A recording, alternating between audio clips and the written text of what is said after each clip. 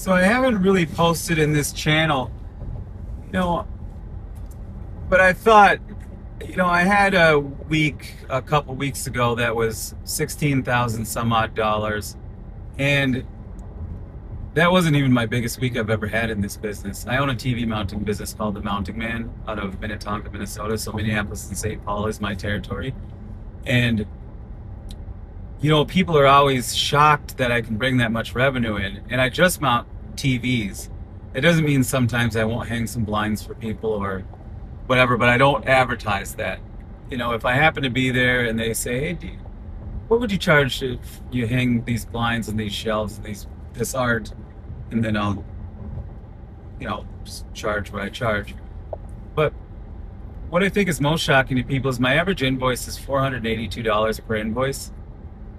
And what I always do, so I have a background as a photographer and videographer, graphic designer in LA and Hollywood. And there I got into a group of sort of internet marketers, the guru world, where one of my mentors, Kevin Nations, he's the one that sort of plucked me out from being a photographer and graphic designer.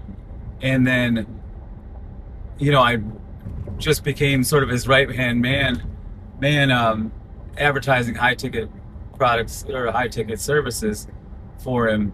And so just cool brand stuff, right? And I've taken that formula into a tiny niche TV mounting business. And what I did immediately and how it took off right away is I specifically targeted rich neighborhoods and then just charged high prices. And so whatever, I just did market research, whatever everybody else is charging, I just charge $50 more. Now I'm more like $100 more because I've got a reputation. If you've got a brand, people will come to you. Plus I have now what's called omnipresence, where I'm everywhere. If you go to my website and click installations, you'll see I've got tons of installation posts. And what I do is I've coded AI agents that all they do is do SEO work for me, restructure my ads based on how I've had them structured in the past. This has been the last 6 months that I've had that set up. But they just target rich people, not necessarily rich, not wealthy, rich always, but like yearly incomes of household income of 200 grand, right? That doesn't mean everybody that comes to me is that, but significant portion are. And then the rest of the people who are willing to pay my rates, they're the type who they just got a TV and they want it up now. And since I'm not so busy all the time, they come because they want it done. And so it's more like a on-demand service. Like, this guy's available, screw it, I'll pay it type of thing. And so that's just how it can add up so much, right? And I'm still basically a one-man band. I have a couple service techs that can do the easier work. So let's say my minimum booking is now $200. So, a guy needed a TV unmounted the other day. It took 5 minutes, but he had to pay $200 because it takes away from a bigger job for me. And they know that, and the marketing says it. But they need it done. They got to get out of the apartment by this day, and they need that TV off the wall. And so, there's tons of scenarios like that where people are just willing to just go, just please get it done. I don't care what it costs. And that's sort of my market. That's who I target. Last minute and people who have income, and they know if they hire me, it'll be done perfectly and I'll show up on time. Because sometimes people will look into me. I'll tell them, oh, check the pricing on the website, and then they'll go, that's way too high, dude. There's no way I'm doing that. And I go, I totally understand it. Try an app called TaskRabbit or Angie's List or something like that, and it'll be more within your budget. And they'll do that, and then the person will screw it up or not show, and then they'll call back and go, hey, dude, can you just get this done? I'm sick of screwing around with this situation. And so that's sort of my clientele. And then other people are just rich. And so whatever home service business you're in, I recommend you just, well, if you know how to advertise, and if you know how to do search engine optimization. I mean, that's a big if. But if you do, this is going to be tough. It depends on what level you're at right now. If you're really hurting for money, take every job you can, right? And when I first started this business, I was hurting for money. And so I was doing TVs for $100 a pop and didn't have great upsells, or, I didn't say, you sure you don't want a soundbar mounted? You sure you don't want in-wall cord concealing? Oh, that guy's got a cool selfie stick. Oh, they got a little duo there. Corvette and bike. I like that. I thought he was going to let her rip after those people got out of the fast lane. Let's see what they do. There we go. So my Tesla here, I have it drive me around, but it goes 0 to 60 in 3.5, so it's just super quick. Every now and again, somebody will come up and we'll just, it's a blast. But here's what happens. Whenever I'll post results of the Mounting Man, the people will always say, you're full of shit. You're such a bullshit artist. They're like, nobody's paying that much to get a TV mounted. And I totally get it. Almost nobody is.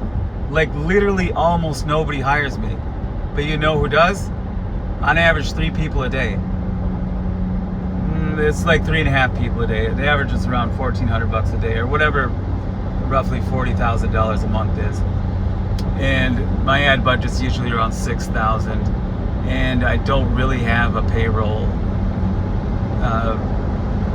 budget. I mean, every now and again, a guy will go mount a 55-inch TV on a drywall when I can't get to it, but that's a really small percentage. And so people are just shocked and pissed off. They just think I'm lying, of course. But that's the position you want to be in, is almost nobody hires you, but the people who do are paying, right? Makes for a much better life. You're not scrambling around trying to get to 6 to 8 clients a day. It's just much more leisurely. And for my situation, I've got everything set up so nicely. The agents handle a significant amount of the busy work that I used to have to do. The car drives me around. The car brainstorms with me on the way to jobs. And then whatever I brainstorm about, I dump it into the agents, and then they start doing the work while I'm in the middle of a job. And so that work is usually done. Like, hey, create me another landing page for, the other day I hung 3 blinds for a person after I mounted their TVs and sound bars and in-wall cord concealing. And then I thought, you know what, I should probably just have a landing page for blinds, just so, because they're so easy to do. And I think I charged $150 a blind, and I don't know, it took me 5 minutes a piece, something like that. Because blinds are easy, man. And so it's not something I want to do a lot, other than if people want to pay that. I'm fine having everybody say no except for a person here and a person there, because at the rates I charge, it's absolutely worth me doing as a little add-on. Yeah, I'll take an extra 15-20 minutes and do 3 blinds for you, or do 8 blinds. I'd charge less, of course, per blind. But what I want to get you guys thinking is, think of whatever home service business you're in. Do this. Go to ChatGPT and say, this is my business. What are the higher ticket things that I could offer? And generally what will happen is it'll be things that, depending on your skill level, you might not know yet. Well, ask ChatGPT, YouTube, Gemini, Claude, Grok, whoever, how to do those things and learn it. That's what I did. Samsung frame installation is huge in my business. Mantle mount installation, TVs on the porcelain tile fireplace, big TVs, 86 inch, 100 inch, 98 inch, those I think I charge $600 for a 100-inch now. And so again, you're probably thinking, no way anybody's paying that. You're absolutely right. Almost nobody does on a percentage basis. But I specifically market to a sliver of people who will pay that. And so that's what you need. Is you obviously don't need a lot of people. You only need a few people a day at a good price point, $482. And if you're doing the work, I mean, you don't have expenses in a TV mounting business.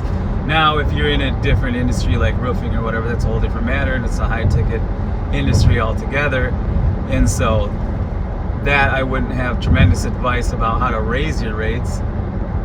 I would have absolute advice on how to get more clients, though, assuming you could get good workers to fulfill that demand.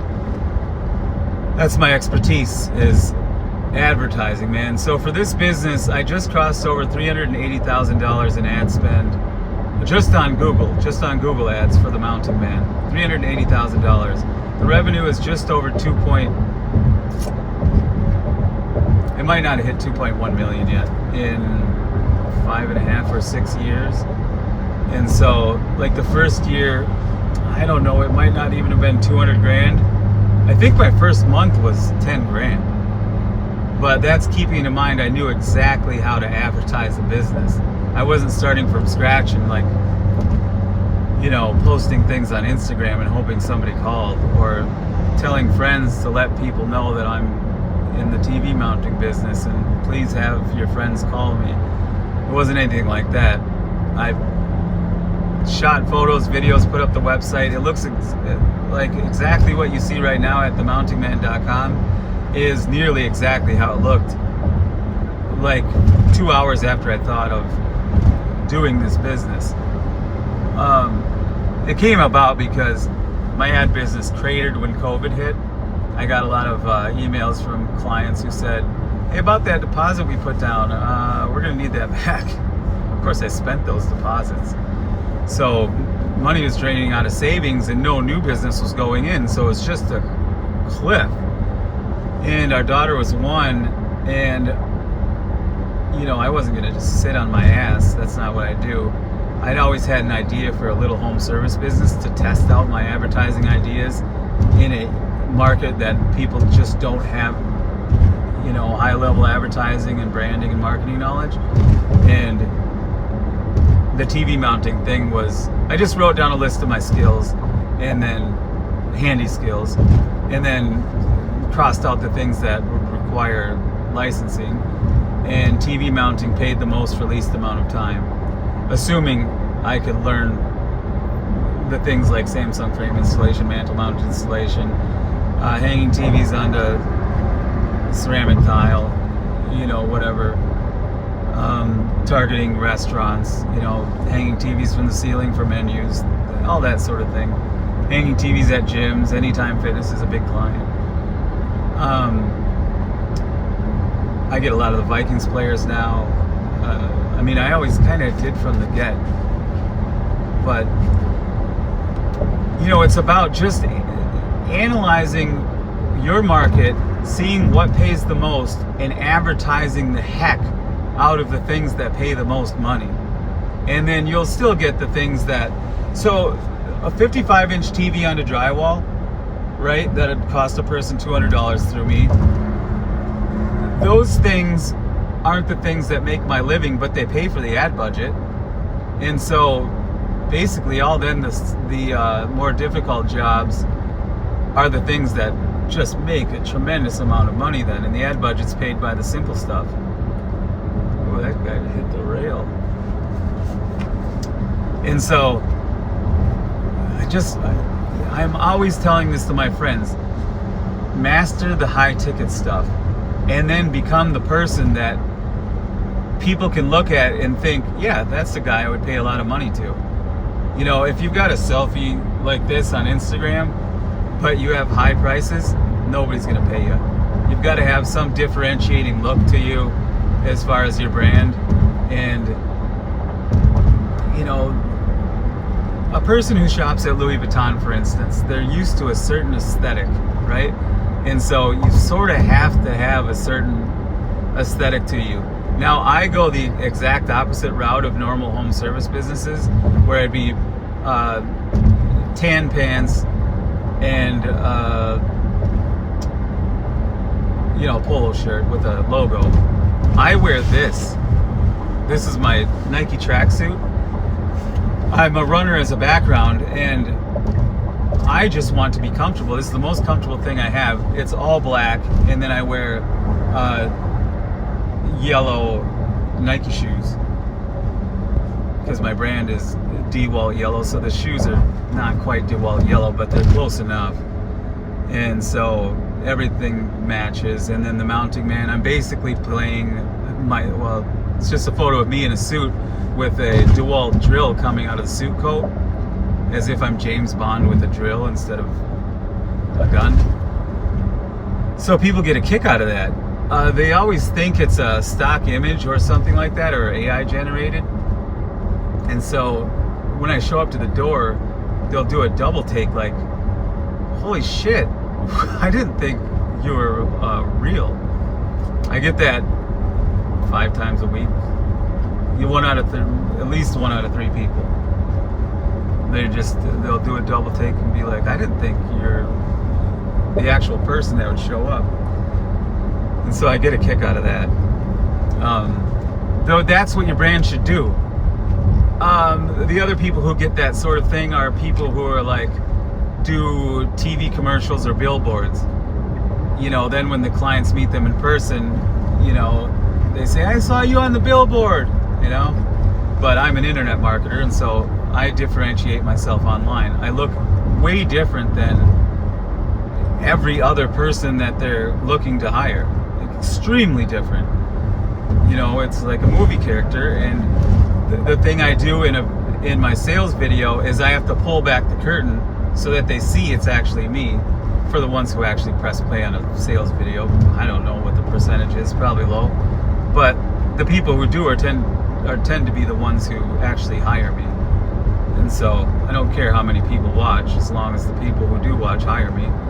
And so I have sort of a cinematic, I shot it on green screen, and I'm in this sort of spy-like chamber with the mounting man imagery behind me. And then, what I say is, all right, let's get out of this, cinematic environment and go to my home office, which is just my living room, right? I mean, generally my office is wherever a person's living room is. And so it humanizes it all. So even if you do go a cinematic route's one route you can go. Another route's just the common Joe. Like, hey, I don't have any fancy marketing. This is what I recommend to a lot of friends who don't have a huge marketing budget. Like, obviously me, I don't need a huge marketing budget because I'm the guy who does it. But if you don't have a marketing budget of any sort, don't think that you have to do something fancy like I have. I'm playing the movie character role. It's just me, just dressed up. But if you do the average Joe role, like, hey, I don't have a fancy marketing team or anything, but I know how to hang TVs, that would be the sort of pitch. You might use those exact words, in fact. But that's what I would do if I didn't have marketing knowledge. I'd just shoot selfie videos on the job.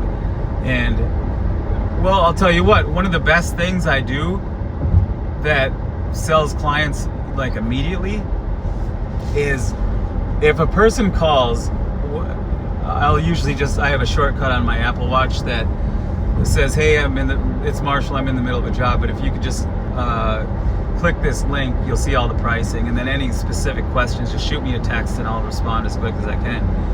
And then when they have a question, like the other day, a person said something about a stacked stone fireplace. They're like, I'm not sure if you do this sort of thing or whatever, and I happen to be mounting a TV over a stacked stone fireplace.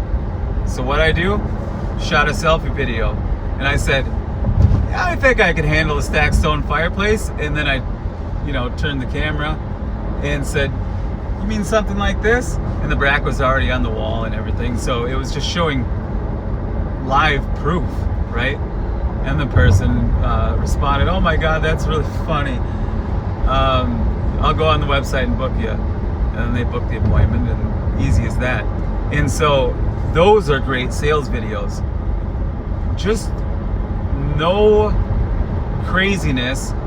Film yourself in the middle of a job saying, you know, I don't have a huge marketing budget, but I know how to mount TVs on any surface. Like this one, this porcelain tile fireplace, I can put any size TV you want on that thing.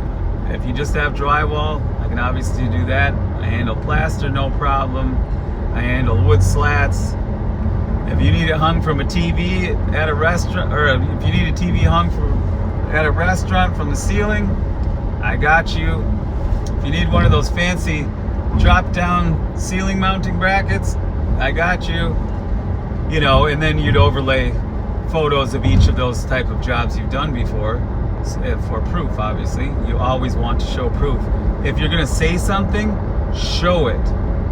Say it and show it. Say it and show it. Say it and show it all the time. Don't just say it. And so, I mean, that's really the whole ball game.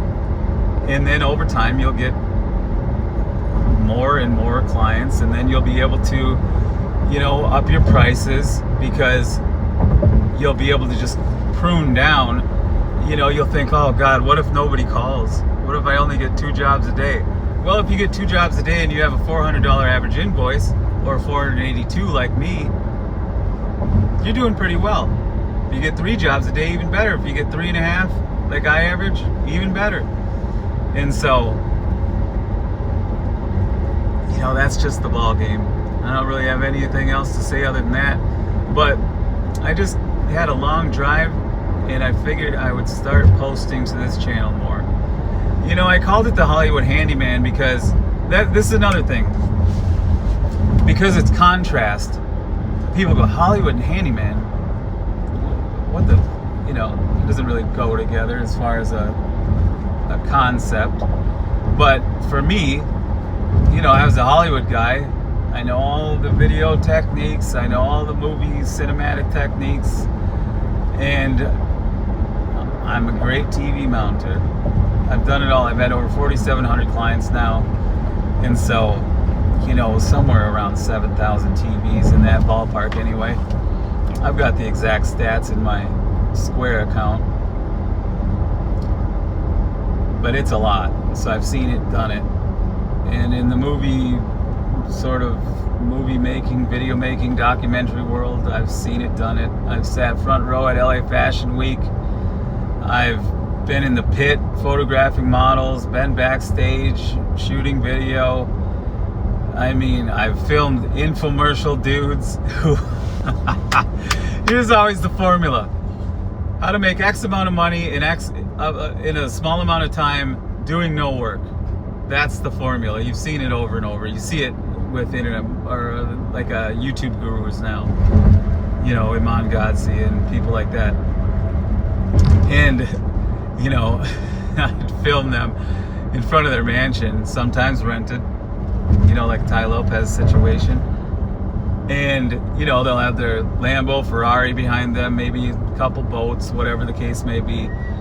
And you just kind of feel dirty, you know, like, oh man, what am I doing? But it's fun. And the guys were always super cool. They weren't, like in real life, they weren't as cheesy as their personas, I guess. You know, you sort of, if you're in that world, you gotta kind of flaunt it.